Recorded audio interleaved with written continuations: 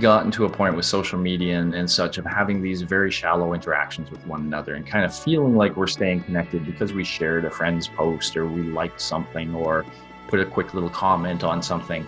And those are all very shallow. And so let's compare that to like a phone call, which is old technology. But with a phone call, what we can imagine is we have what the person is saying. That's the message.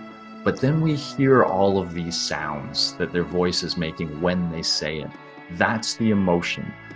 We can hear when somebody, breathes in a certain way, and that tells us what they're feeling. Or if they sort of chuckle or do, I'll sometimes say, imagine you wrote something and somebody says LOL.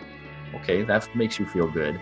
But imagine you say something and someone really laughs out loud. You hear them laugh. And when you hear them laugh, you feel that laugh. You connect. That forms an emotional connection between you and them.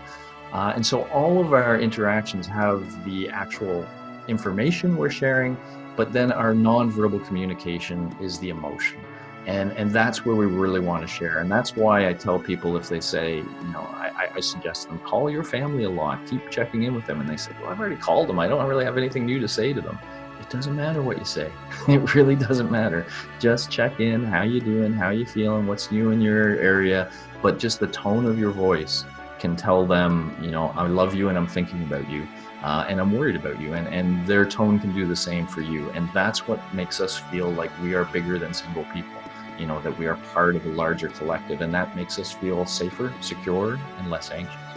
So certainly everybody started these video meetings because they said, well, sure, we can have conference calls, but conference calls feel kind of weird and you never know if someone's listening or whatnot. I want to be on a table and see the people.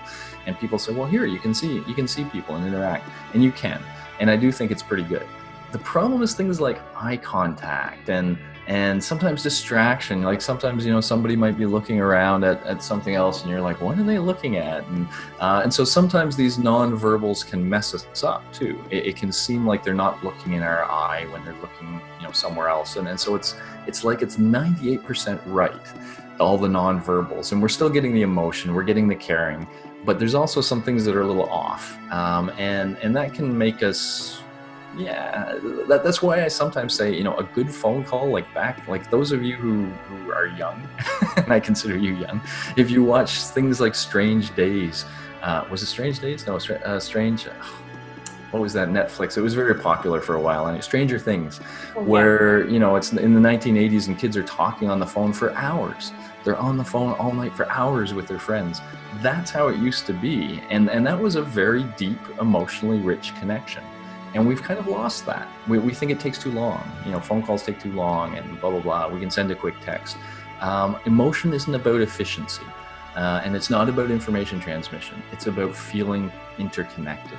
And that's what we need right now, is that feeling of interconnection, that security that comes from being part of a larger social group.